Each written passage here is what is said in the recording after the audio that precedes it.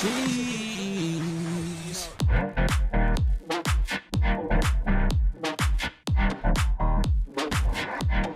All right, and welcome back to That's Cheese, part of the Vendetta Sports Podcast Network. Today is April 20th, 2021, and special guest Garrett Burroughs is making his first appearance on the show. Garrett, what's going on? How are you? Dude, living life, man, one day at a time. How are you guys doing? I'm hanging in there. I have a lot of side tangents for this show. So Great. Before we jump in, we're going to do some NFL draft stuff with Garrett. Then in the back half of the show, which will be two separate recordings, but that's going to be added in along with a interview with Gavin. We're going to be talking about hockey later, but I have a lot of side tangents I have to go over here. Can't wait. Number one, producer Alex, I'd just like to give you the chance to, do you want to call Anthony Fontanello a douchebag? Would you like to maybe respond to anything that happened in the Slack this morning? Do you have any choice words for him? God, the Slack was popping off this morning. I couldn't even believe it. It was. I have a lot of fun. I do. I mean, there's not much to say. This is what I will say though. Well, I was just wanted to give you a chance to respond to maybe some of the hurtful comments that he said, because we're gonna have Anthony on next week. So I then want to relay what you said here to him next week. So okay. Just, if you have any choice words, say them. Here's what I'll say is it's effective, isn't it? Our social media person, she answered when she got her ass called out. Our other guy, our snake in the grass, he texted you personally. He answered. And now Mr. Fontanello answered. So it's effective. I don't really give a shit about anybody's feelings. We're here to work. It's all about communication. That's all it is. And if you want to collectively get the job done, then just communicate. Just talk to us. Tell us what's going on. Apparently you made waves on the Creeks Corner. I haven't listened to it yet. I've only maybe about 5 minutes. But Trey, it's quite a listen. You gotta listen to it. I will. I'll make sure. I just give my thoughts. Floppy hair's got an attitude to him. He really does. I just give my thoughts on people that, you get an opportunity and you waste it. I just can't get. I won't be able to get my head around it ever. Why just pass this up? This isn't a chance that is just handed to you. I don't get it. Item number 2, producer Alex, can we talk about the intro to your show? Can we just talk about it? Because I don't know what kind of vibe you're going for, but it kind of gives me vibes that like you're leading a church gospel on like a Sunday morning. Like, hey, praise the Lord. Welcome in Jesus. The All Day AJ podcast. We're going to be singing Bible verses and ye hallelujah. Can we talk about it? I mean, it sounds like the vibes you're going for. No, I mean it has a little bit more energy than what we got going on here. Hallelujah! So I would like to praise the Lord. I have more people tuned in to my excitement than anything else. So okay, I think the vibe works. And I on your next show, can I get maybe a Bible reading? No, because it's that would mean that it would be much quieter and boring. No, like some of the other one of those, here, uppity churches, like they're you got to say it with your chest too. Yeah. I don't think it's about it. Item number 3. We've been doing a lot of interviews with potential interns. This drives me insane. And Garrett, you can hop in here. Why does everyone assume that like I live in their time zone? I ask every intern that wants to interview, hey, give me a couple time slots. And none of them ever include a time zone. Like, to me, that's just ignorant.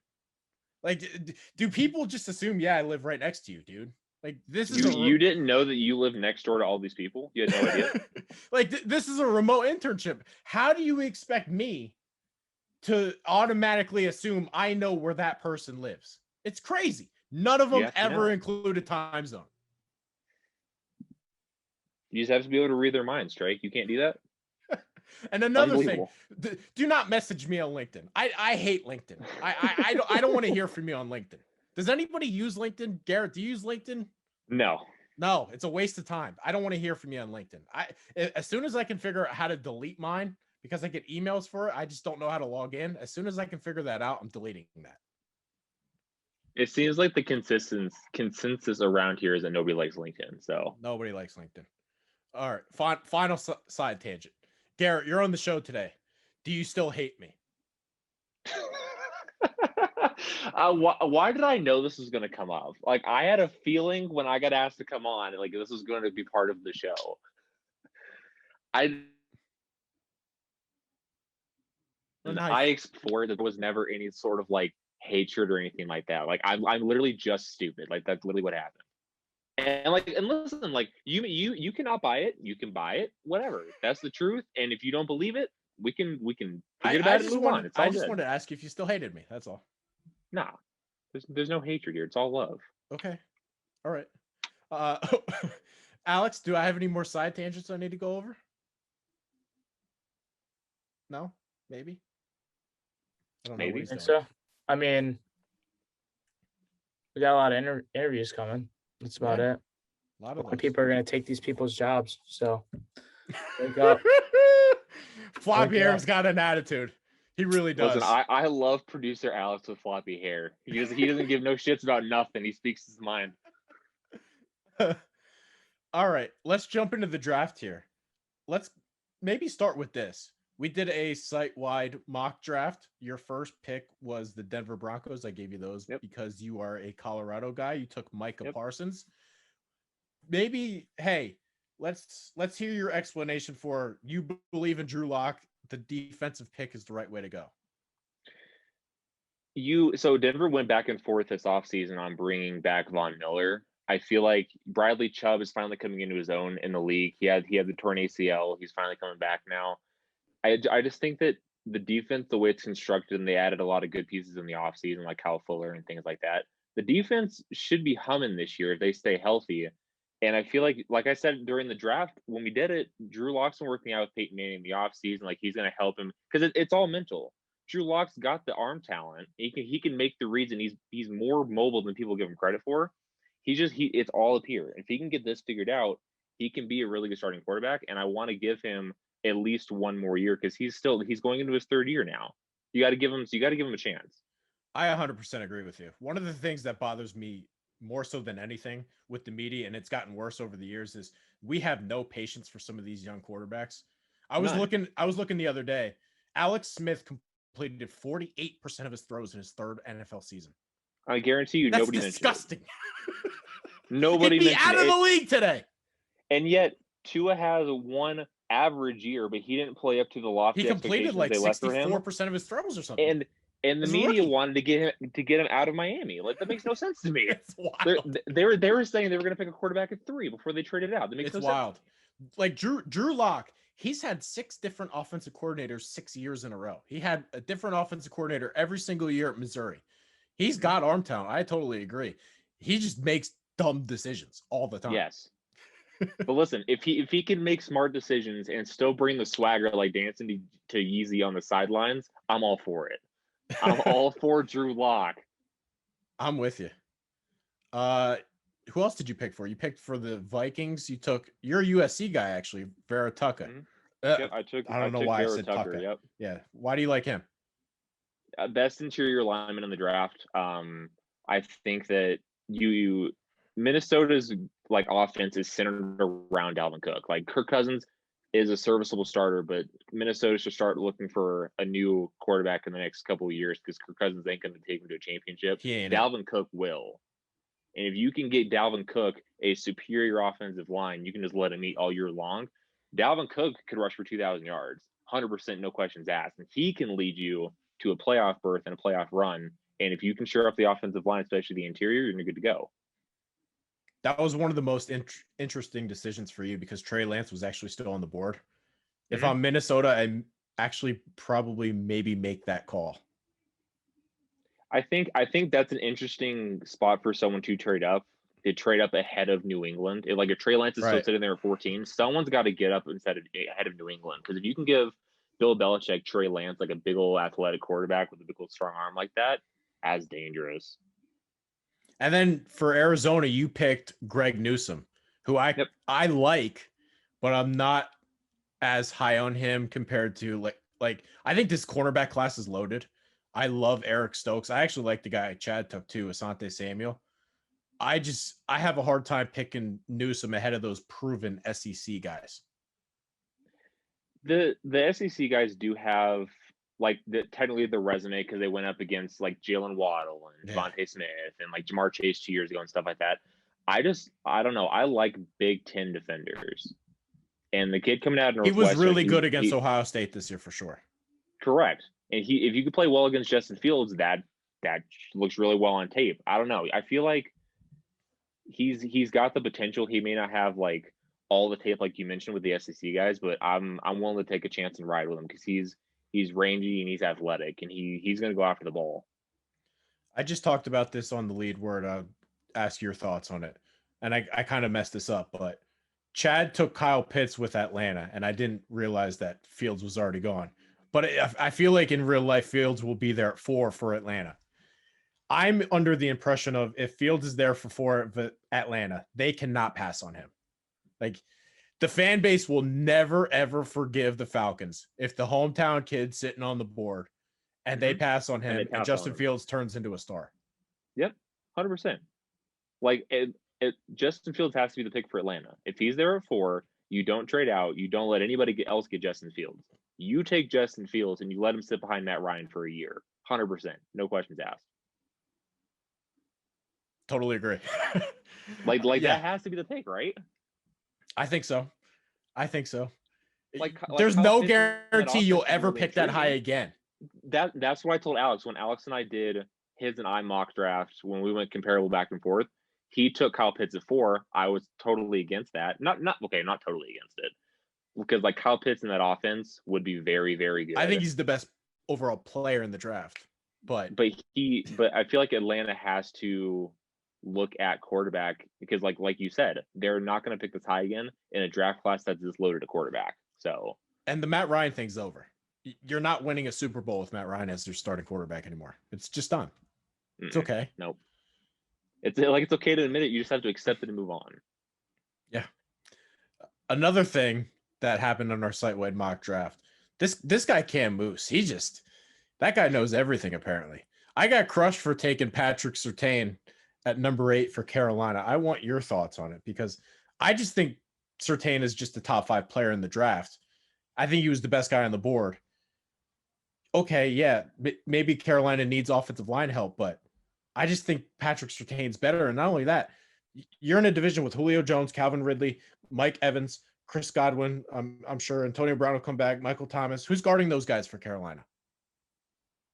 I can't name you a single defensive back for Carolina right now. Can't do it. Like, are we going to pretend that they don't have a hole at corner either?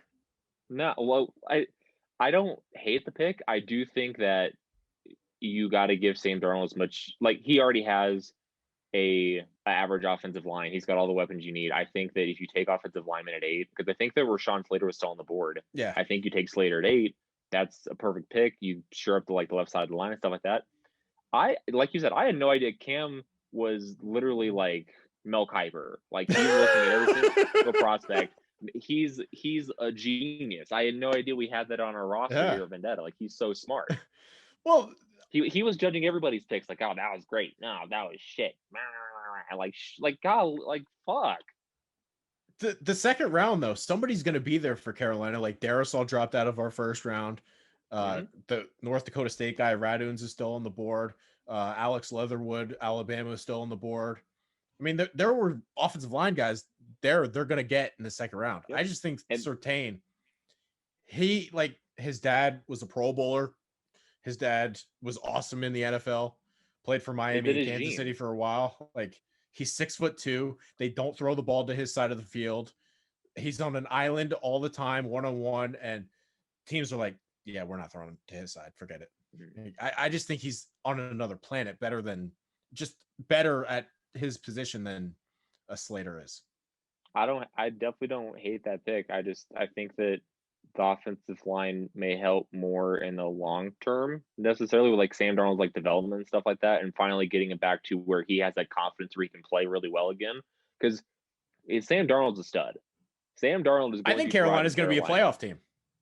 They certainly got the pieces. I mean, shit, if they pick up Patrick Surtain, like that could be a really good defense too. So I don't hate it. I think that I would have went offensive line, but cornerback is definitely a need in Carolina. You're a Steelers guy. Yep. Brian Tan, I would say every 3 days, he throws a hissy fit about reports that the Steelers are going to take Najee Harris. What are your thoughts on the Steelers draft? There's offensive line depth in this draft where you can get a starting caliber offensive line in the second or early third round. That's why I took Surtain. Najee Harris is the clear number one back in the draft, and if you can get him at 24, he's going to be your day one starter and instantly better than the guy who was there last, and James Conner.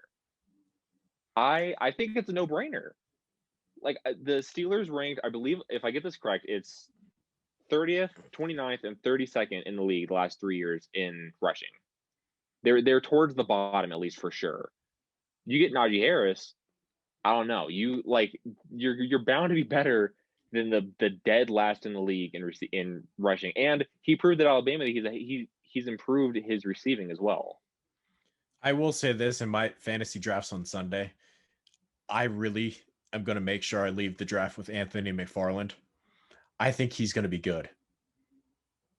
He's got to get reps, but he's definitely shown a lot of promise. He's got the tools. He's not bad for sure. He just got to get reps. And I mean, he didn't get any opportunity really last year.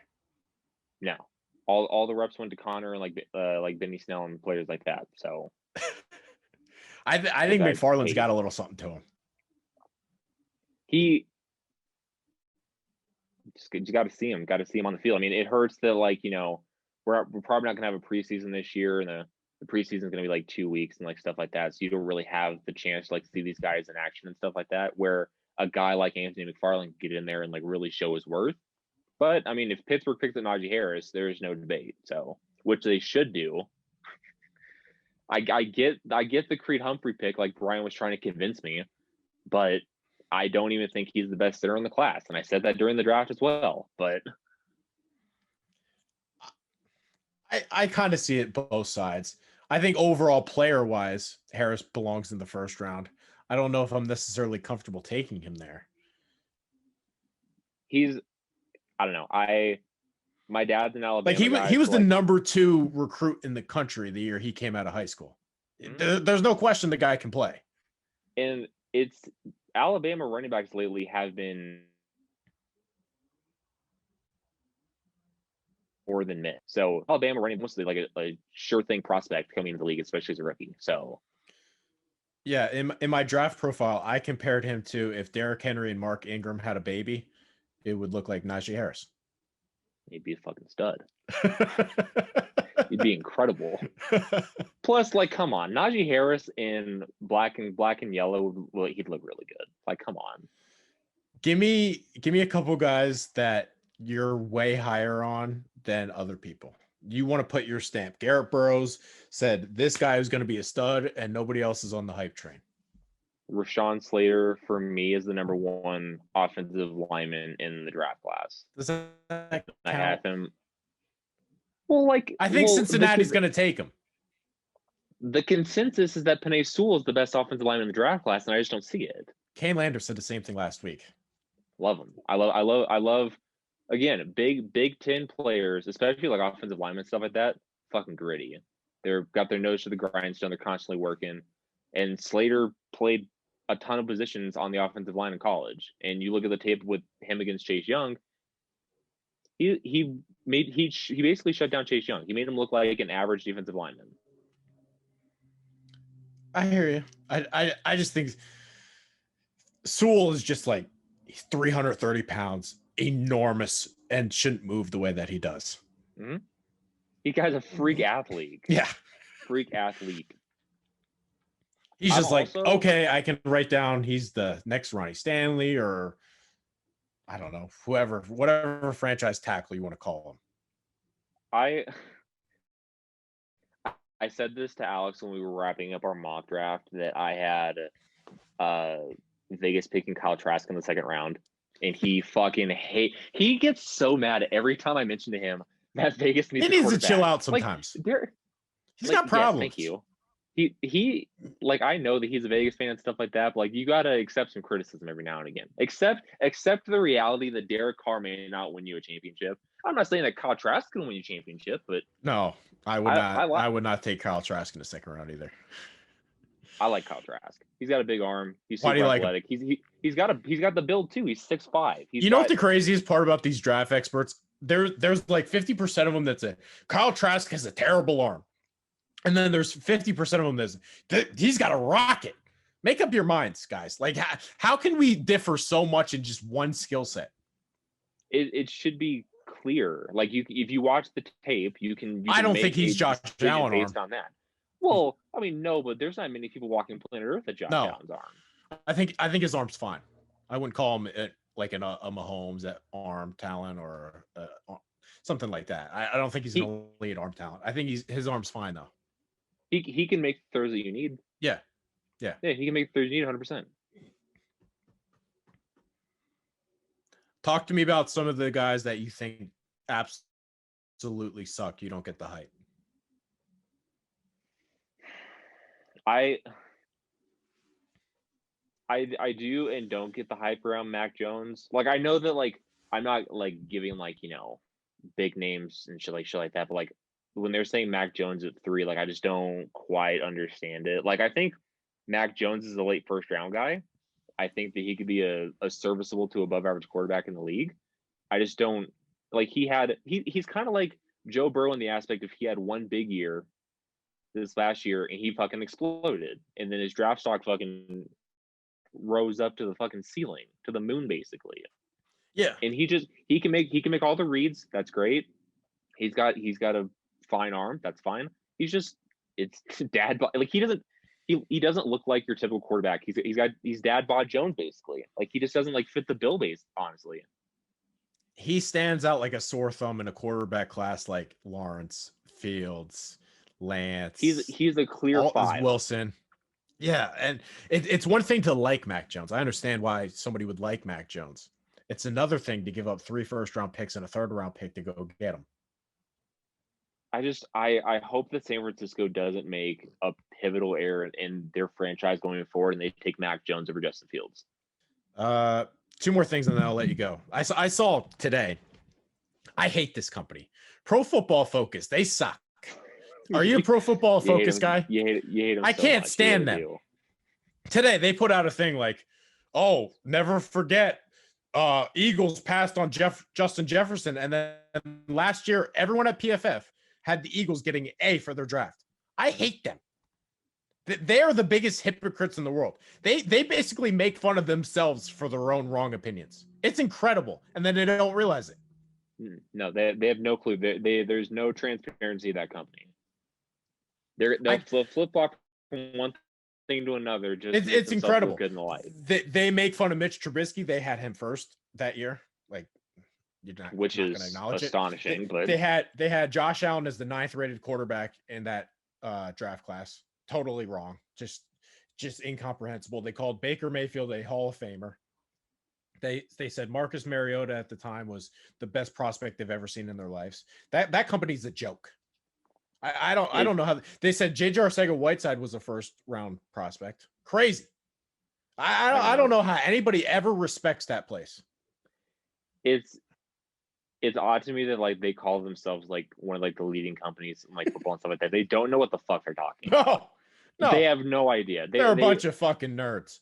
That room is filled with a bunch of like glad-handing yes men who will say, "All right, this is my opinion. There's no differences. Otherwise, we're just gonna spit it out. We're just gonna say whatever the computer tells us is the correct decision." It's crazy. Yep. It's crazy. Last thing. Give me a funny story on Alex Chick.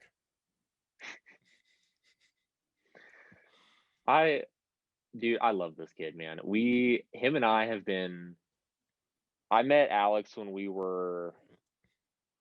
both of our dads were in the Air Force, and we were both stationed at the same Air Force base in Valdosta, Georgia. That's where we first met. And this was probably, 10, 11 years ago or so. I think My favorite story to tell people is what there was one night this was freshman year of high school, and we were living on base, and at the end, at like the edge of base where like the entry station was, where it's like check IDs to get on base and shit. There was the youth center, and we would go there and like volunteer and shit like that. And like on Saturdays, they used to have events. And one Saturday, they were having like a parents' night out. Parents drop off the kids, they could do their shit, whatever.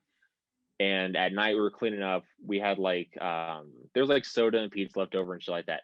And we filled up like solo cups of like soda. We're gonna walk back to Alex's house, play some games, whatever, no big deal.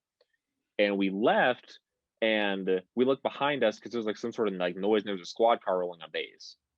And Alex looks at me and he goes, "Oh fuck!" And I'm just like, "What is it?" And he goes, "We have red Solo cups." And I was just like, "What do you mean?" "Oh, they're gonna think we're drinking. Like, what do we do?"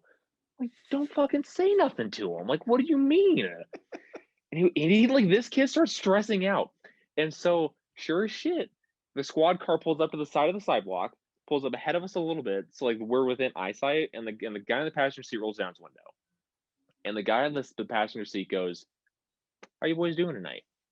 And without skipping a fucking beat, Alex goes, "I swear to God, officer, there's no alcohol in these cups. You can smell my breath. I'll take a breathalyzer test right fucking now. You can have my soda if you want it." And he starts freaking the fuck out, defending himself as if he's on fucking trial. And the cops are laughing. I'm sitting there trying not to laugh, and I'm just like rolling my eyes. And Alex looks at me and he goes, "What's so funny?" And I looked at Alex and I was just like, "They just asked us how we're doing." And again, without skipping a beat, Alex turns back to the officers and goes, "Doing all right, guys. How you guys doing tonight?" Like nothing fucking happened. Does he realize he's like the best cartoon character we have? I love that guy. Alex is so fucking naive. Like I can't.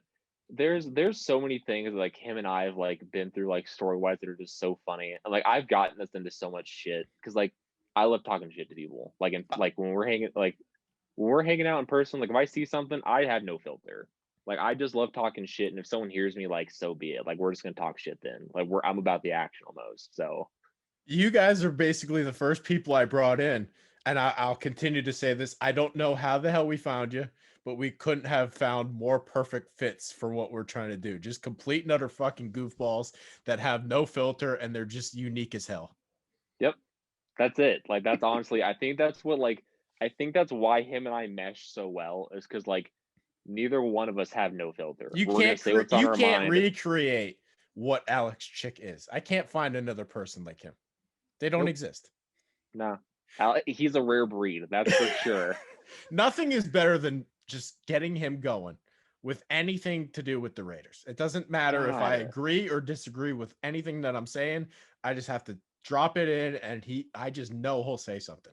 You could say one little thing, and that's why I put in there when we did our draft. That's why I said Kyle Trask in the second round to Vegas, because I knew I'd get some sort of reaction out of him, and he like threw off his headset and walked away. I knew that I'd get a reaction out of him because I love doing that, honestly. Oh, it's the best. Like the Vegas team is fine. Like they're not gonna win a division anytime soon. Of course, with Patrick Mahomes being alive, they'll never win a division again. But I love poking him, prodding him. Because he'll react. He's like a little dancing monkey. You just feed him a little bit of insult, a little bit of Vegas issue. He'll dance for you. All right, that is Garrett Burroughs. Make sure to follow him. I don't even know what his Twitter. It's Notorious something. Notorious_GMB. Yeah, make sure to follow Garrett all day. AJ27 in the booth. Myself, Trey Daubert. Make sure to follow the shows on Twitter and Instagram. It is That's Some Cheese minus the E for Twitter. No, for Instagram. Okay, for Instagram. _ That's Some Cheese for the Twitter. Make sure to subscribe to the YouTube channel too. The following is brought to you in partnership by Symbol. Symbol is a new sports marketplace where you can trade shares of professional teams like stocks. You love sports. You interested in fantasy sports without the weekly annoyance of fantasy league upkeep? Then Symbol's the app for you. With Symbol, fantasy sports is going to a whole other level. How it works is simple. You buy Symbol shares for your favorite sim teams on the app. When your sim team wins, you get automatic cash deposits, and you don't lose any money when they lose. That's it. So if you follow trends across football, basketball, and baseball, and you think your team is a sleeper, simply invest in your favorite sim teams on Symbol and watch your virtual portfolio prove you right or wrong. And if you want to get in on the action right away, Vendetta Sports Media's got you covered. Go to symbol.app/Vendetta and use our exclusive promo code Vendetta, and you'll get a $10 bonus when making your first deposit. Symbol, taking fantasy sports to a whole other level. All right, we're back. And the second half of the show, we're going to be talking to our other hockey guy, not Andrew, not hockey girl Emma, but Gavin. It's Gavin's turn on cheese. So, Gavin Daly, how are you? What's going on? I would just like to start by saying I am under no pretenses as to why I'm here. This is purely for Trey to rub it in my face that he is in the playoffs for our fantasy hockey and I'm not, and he is the one that eliminated me. I knew as soon as I got the invitation, I'm like, well, I know exactly why I got the invitation. Just maybe 10% of it. Just maybe like 10% of it. A lot of it had to do with some voodoo magic that was going on. Dude, I don't know what you pulled, but I mean, I applaud it. That was awesome. I mean, for me to play Scott when there is no goaltending in the Canadian League, North Division, whatever you want to call it. And then the next week, I was dead sure I was going to win that. Oh yeah. And all of a sudden, the Colorado Avalanche get COVID, and that's my whole team gone. I've got like 5, 6 Colorado Avalanche players, so that's all gone. And you can't change your team midweek. No. So I couldn't even replace these players. I'm like, I don't know what this motherfucker just did, but I applaud it. Fair play. Well done. I've been getting cheesed all year, so the fantasy gods were in my favor somehow. I don't know what happened. I was the exact same as you though, because I started really bad. I started off 3-6, and I'm hot. I'm red hot. Yeah, I think I started like 1-6 or 2-6, something like that. And then exact same thing. I got really hot. And I knew coming into the last 4 weeks, I had to play, I want to say Serenity's dad, Scott, you, and then another guy. I want to say it's some relation again to Serenity's. Yeah. And I told myself, if I can go 3-1, I have a real chance of making the playoffs. And I went 2-1. And then that last week, I'm like, I'm going to do it. I'm going to go 3-1. No, Trey pulled some black magic shit, and yeah, and I thought I was out. I thought it was over. It was done. But apparently, just some. Oh, I thought it was dead in the water. Oh, I don't know. But is there? There's a consolidation bracket because I'm still playing and I'm beating whoever I'm playing against. Well, what should happen is for next year, the person that wins the consolation bracket should get the first pick. I think that would be a good rule. I agree, because I have a funny feeling I'm going to win the consolation bracket. I just think that would be a good rule. Hey, reward the guy that wins the losers bracket. Keeps people engaged. Yep. Although honestly, I don't know if I'd want to go first. Or maybe dealer's choice. Dealer's choice. I liked where I was because I didn't. I got that 10th pick and I got that 11th pick. And I pretty much I knew pick. straight away who I was picking. But it's been a get Trey into the dance, and now I'm hot. I think I can make a run here. Yeah, I told Serenity last night, by any means necessary. I don't care how she does it, but by any means necessary. So you're not even rooting for me. No. Heck no. Not in the slightest. No. Like, your ego was out of control as it was. If you win this thing in your first year, if you win this thing, there is like, just forget about it. You're gonna have to get a bigger house. I think the biggest thing is, for me, I just feel like I need to earn the hockey guy Trey name. Like, if I just go out early, I don't really earn the name. But me, I'm soaking up all this hockey knowledge. I'm becoming an expert overnight. And then the freaking Pittsburgh game today. Oh, New Jersey, best offense in the league, 6 goals in 1 period. Fucking Jack Hughes can't do anything for a whole season. And then all of a sudden. In fact, Unbelievable. I even put some more voodoo in my favor because I was gonna get a haircut today, but then I was like, I gotta keep the playoff beard. Let's rock the playoff beard and go bald. So Okay. that's what I'm working with. Okay, that makes sense because that's a hockey thing. Yeah, I'm gonna shave it after I get eliminated, but we're gonna keep it for hopefully 3 weeks. So I honestly, at this point, I think you have Serenity beat. I will be totally honest and say I believe you have her beat. If you get Scott in the next round, dude, you have to completely annihilate him. It's the Grim Reaper knocking on the door. I'm coming. Yeah, trouble's coming. I do have another side tangent I have for you. When is Brian Tan gonna have you on his show? I just think that needs to be addressed because he's had Andrew on his show, he's had Emma on his show, but he's had them on multiple times. I've only had Andrew on once, I've had Emma on once, and now I'm having you on. So it just only feels right that Brian Tan would have you on his show. I'll let you ask Brian that question. I don't think it's any secret that me and Brian didn't exactly get off on the best footing. No, that doesn't sound right. We've talked, and honestly, I think we're more alike than he thinks. I agree. We're around the same age, I want to say. We have, from listening to him, talking to him a little bit, and seeing him talk in the chats and whatnot, we have a lot of the same interests. He's a big film buff. I am a film and TV major. That's why I studied in school for 5 years before I moved to America. I think we're more similar than different, but I don't know if I'm gonna be honest. I would like to be. I'll be honest and say, and this will not sound good for Vendetta, I do not listen to a lot of podcasts. I work 12, 13, 14, 15, 16-hour days sometimes. I don't get a lot of spare time. I go out of my way to listen to That's Some Cheese because it talks a lot about the business with Vendetta. And I will a lot of times go on my way to listen to at least parts of the Tandemonium show. Because those two guys have a chemistry. They have something together. You know? Yeah, I agree. I don't. I've tried to listen to some of the other podcasts. I don't. It doesn't hold my attention. And when you've been working 16-hour days, you knock it on and you're pretty much nearly falling asleep as you're watching it.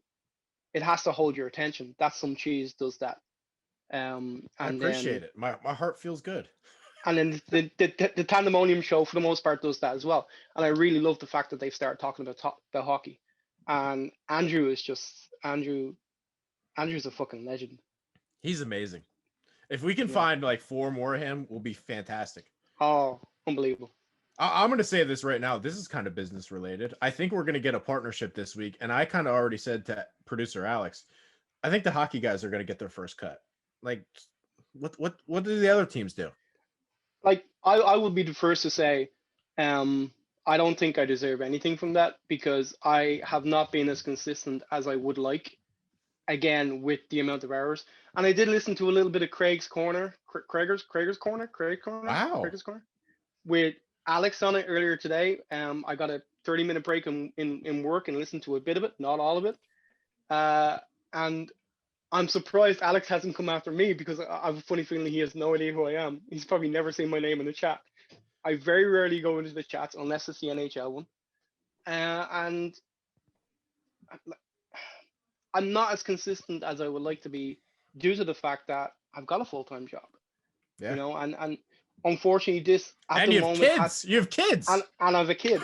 So unfortunately this at the moment has to be a side gig for me. Like 100%. You know? Producer Alex, you can chime in. Do you know Gavin? I mean, I've seen you in the NHL chats. That's about it. And you know, I'm firing videos from the hip right now. You would never be on that list of people that I would come after. And you know, the only reason I was doing it was I would scroll through and be like, you know, where are these people?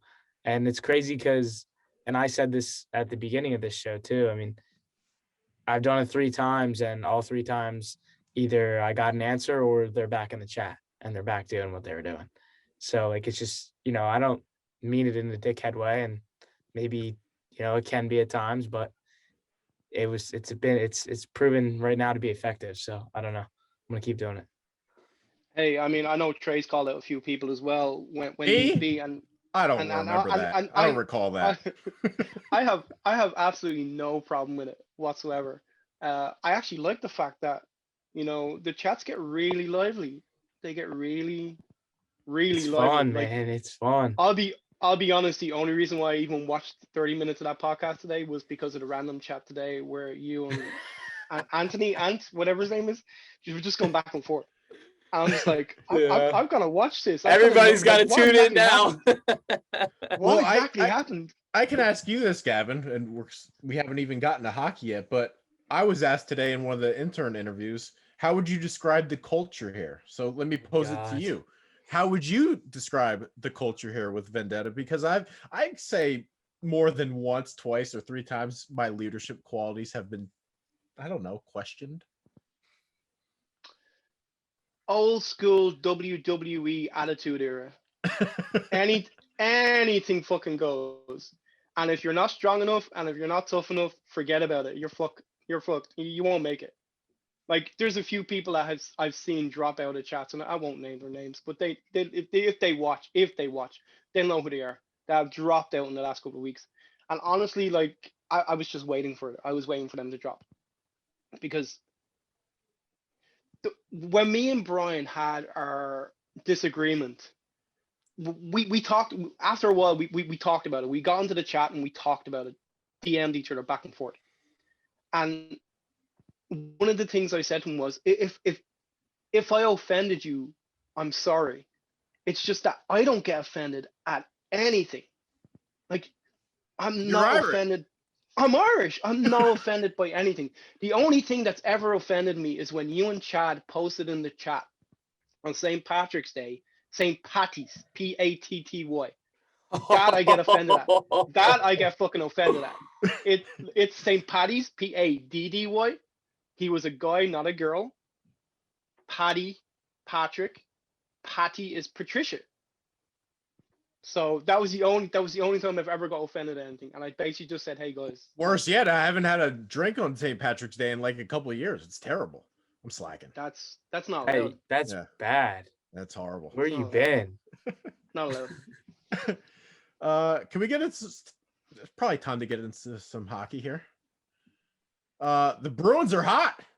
Taylor Hall comes in. They don't know how to lose. Taylor Hall, the guy you were bashing, may I add. Oh, it's unbelievable. Here's the thing. I watched them against Washington the other day, and if I'm the Colorado Avalanche and I'm looking at the other conferences and thinking, who do I not want to face? I don't want to face Washington. Because Ovi can score from fucking anywhere.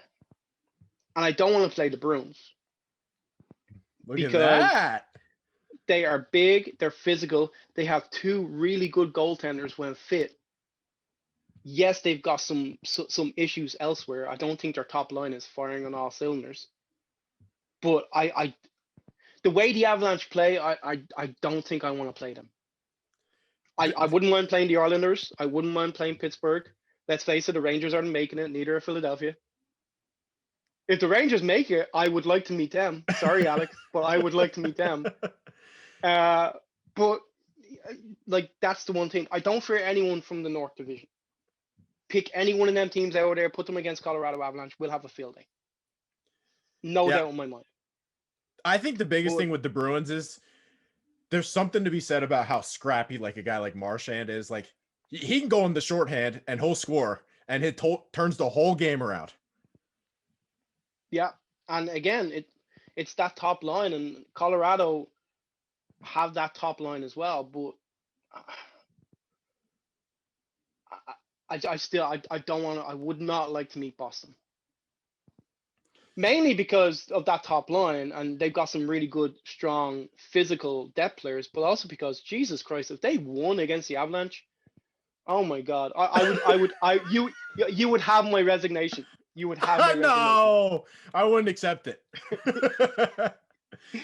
But seriously, the Taylor Hall thing is he gonna actually make an impact here? Because he looks fast, he looks more spry since he's come to Boston. I don't know if it's just because he's playing with better players, but like he looks like a different guy. He looks like a player who's playing for his next contract. Yeah. That's literally what it comes down to. He is tanking his lucky stars that Boston came in and got him. Because let's face it, if he'd have finished the season with the Buffalo Sabres, his next contract is pennies. Because he did nothing to prove that he was worth. He has more points in 4 games than he did all year. Exactly. You know, and you can't turn around and say, "Oh, it's the people I'm playing with," because he's not playing on Boston's top line with Marchand and Bergeron. He's with Krejci and Craig Smith. Pasta, right? So how is that? How are them 2 players better than Jack Eichel? It doesn't make sense. But now he's gone to Boston. He's scoring goals again. He's putting up points, and at the end of the season, whether he stays in Boston or not, he's gonna get a decent contract. Just simply because he's a former Hart Trophy winner, and he's gone to a decent team now in Boston and has shown that he can do it. You would think they would want to try to keep him, right? Because next year it looks like the Bruins have some cap space, like over 20 million in cap space. Yeah, but it all comes down to how long he wants term. Because although they have 29. Yeah, and plus they have the cap space next year, but I think it's the year after Marchand, Bergeron are both up. So, I mean, they can't afford to sign him long term. So it's gonna come down to what he wants.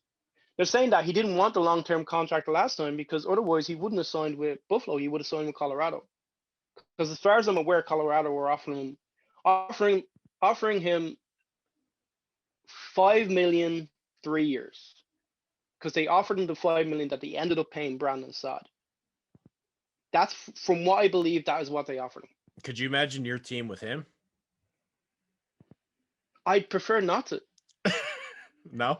And yeah, like, I don't know what it is about him, but everywhere he's gone, there seems to be trouble. And we'll see how it works out. I hear trouble coming. We'll see how it works out at Boston. But everywhere he's gone, like, yes, he was fantastic for the Devils. He was their only player. Hence why he won the Hart Trophy above McKinnon, which he should have never done. Then he went to Arizona. Yeah. Did nothing. Got absolutely annihilated by the Avalanche in the playoffs. And then he went to Buffalo, did nothing. It just, like, if he comes to the Avalanche right now, where are you putting him? Like that's the question you got to ask. Because next to Donskoy, he goes off a couple games. 1 in every 10 or 12. Yeah, but when he does, he's firing 3 in there. Yeah, but you're not breaking up the top line. You're not necessarily, although they're having their problems before their COVID break, you're not breaking up the second line. So, and then your third line, well, the third line for the majority of the season has been Donskoy, Nichushkin, and Jost. You're not breaking up that line. That's your best defensive line, which means you're paying Taylor Hall money to play on your fourth line. It doesn't make sense to me. I think the Avalanche are better off without him. Speaking of guys that did nothing, can we talk about Patrick Laine? I officially cut him. I couldn't do it anymore. He's just arguing with Torts every day. He does nothing when he's on the ice. Then he gets benched for like 10-minute stretches. What's the deal with him? Like, he can't stay in Columbus next year, right? It depends on if Columbus want him or not. He's a restricted free agent, so they have the right to offer him a contract first, right? Yeah, he's a restricted free agent, but like, if you're him, wouldn't you want to like try to force your way out, like do a sign and trade or something? Yeah. You want to try to force your way out, and if you're Columbus, do you necessarily want to keep him? Because again, so what do we think is going to happen here? Like, is this like, hey, we can trade his rights? Like, what do you think the next step is? I think they will not offer him a contract at the end of the year. So they'll get nothing for him, and he'll become an unrestricted free agent. Where do you think he'll sign? Because he should be a big fish. Colorado. let's face it, if he's willing to take a 1-year, $1 million contract to redeem himself, that is exactly the type of contract that Joe Sakic loves, absolutely loves. What would happen is, let's say maybe Taylor Hall gets a contract elsewhere. He would kind of slide right in there for Boston on the wing, maybe. Yeah. But the thing is as well, like Taylor Hall has gone and played with that second line at Boston and done relatively well. Now he's playing behind that top line of Marchand, Bergeron, and Pasternak, so a lot of the pressure is alleviated from him. Laine, if he goes to Boston, is he going to perform on that second line just as well as Hall is? Because Laine, and I think one of the reasons why he's struggling in Columbus is he's fine when he's playing with better players around him. But if you start sticking him on the second and third line, where he's playing with what's called the lesser players, you cut him. He goes missing. And that's what I'm saying. It would be a redemption project where Sakic would turn around and say, $1 million in 1 year. You're going to start on our fourth line. Depending on how you do on our fourth line, you're going to move up. Because Tyson Joe started on the fourth line left wing this season and is now set in stone our third line center. No doubt about it. Speaking of guys who should be playing with better players, I was kind of ripping this guy the other day in the chat. What's the deal with Kyle Palmieri? And I know the Islanders kicked the shit out of the Rangers today, but I watched him against Philadelphia the other night. He's got like the worst shot in the world. That guy can't find the net. I don't understand how he's worth a first round pick. Is it because he cut his beard so now he stinks, or like is he always just not that good? We were apparently in from as well in Colorado, and I didn't understand it. I'm not giving up a first round pick for, again, someone who's going to play in our third or fourth line. It doesn't make sense. And someone who's a free agent next year. Yeah, exactly. That's why I could not understand Toronto's move for Foligno. He's not playing on your top line. He's not playing on your second line. You're basically giving away a first round pick for a third or fourth line player. It doesn't make sense. It just doesn't. Maybe I'm too new to this. I don't know. But because you've been following for about a year, I've been maybe 2-3 years most. Well, I was gonna say, because one of the things I asked in the Slack the other day is the willingness of some of these teams to just throw away first round picks was bananas to me. That would never happen in the NFL, and I don't even know if it would happen in. I mean, it kind of happens in the NBA, but not even really to that extent. Like some guys that aren't even like rostered in 10% of our fantasy leagues is like David Savard, like Nick Foligno. Here's your first round pick, like. And even Washington, I know math has been kind of hot, but I think Vrana's pretty good to give up a first and a second. That seems like a high price to pay. Like these contenders like just don't care about their picks. Well, I think a lot of it has to do with this year and what's happened this year, because teams haven't been able to scout the juniors in Canada, or they're relying on video footage for everything.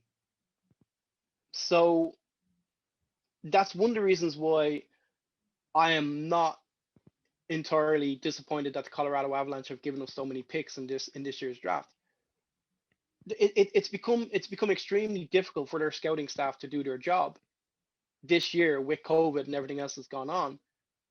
If you're not sure about somebody, or if you're not saying, okay, that guy could turn out to be something, give your pick up, win now. Well, especially in your case, right? Because I mean, Colorado's, I don't even want to, give you too much credit, but they're loaded, right? They got McKinnon and Rantanen and Landeskog and Makar and even, I mean, Kadri's what, their 10th best player? Yeah.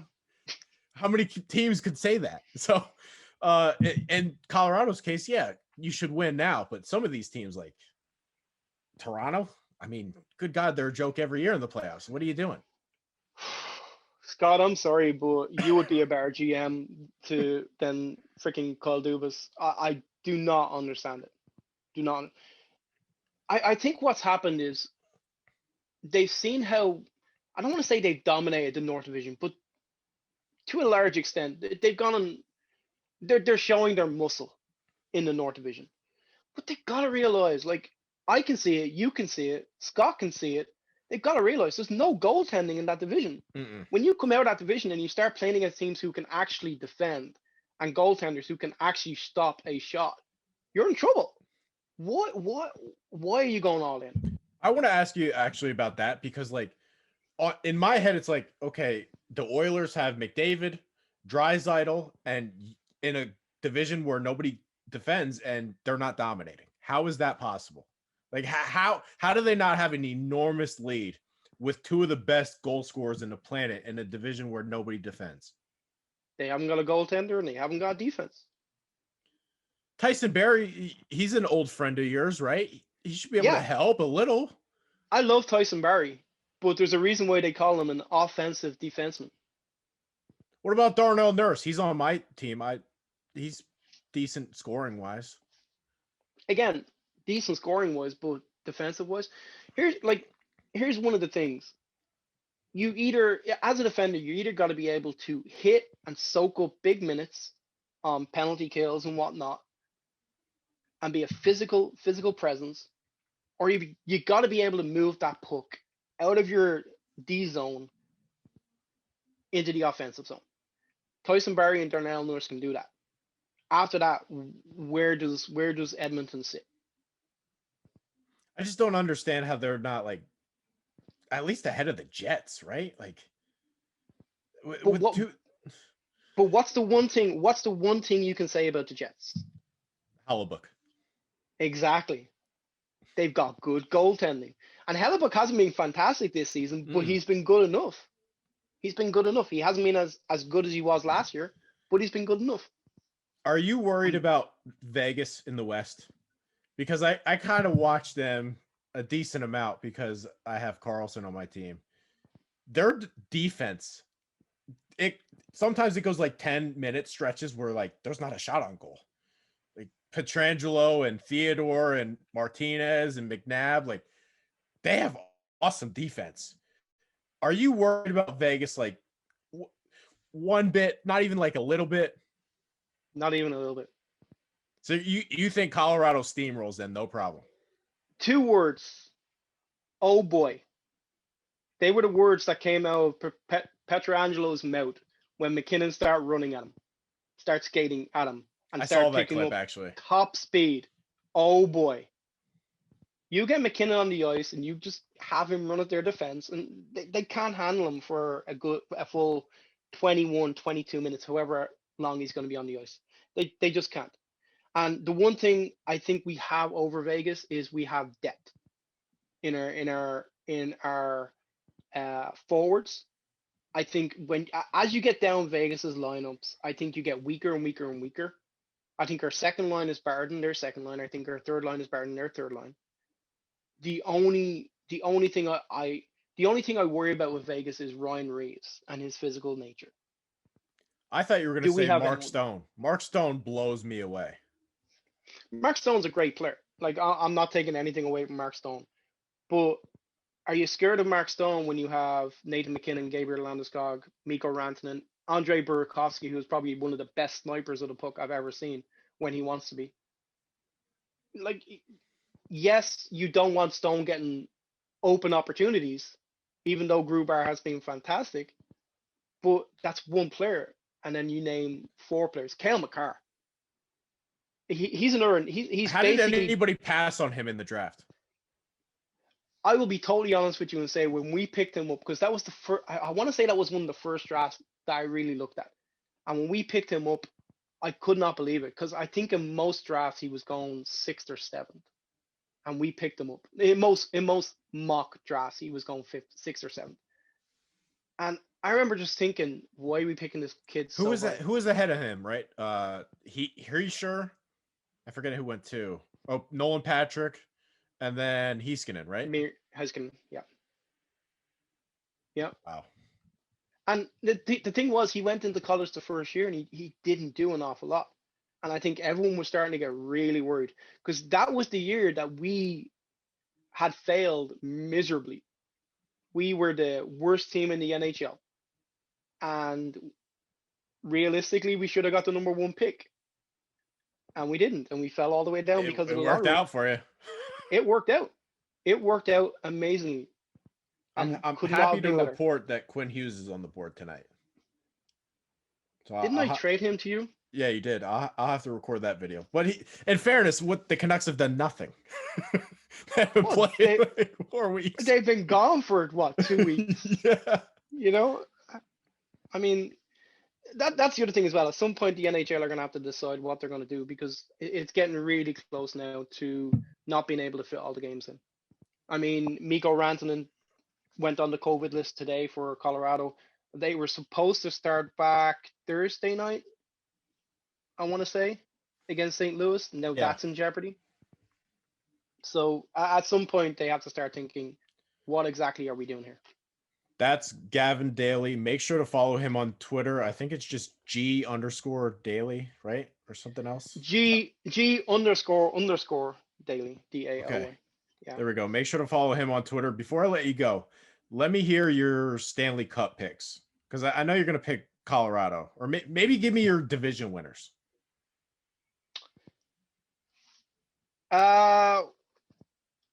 Depending on how Colorado come back after this COVID break. The last COVID break, we started back slowly.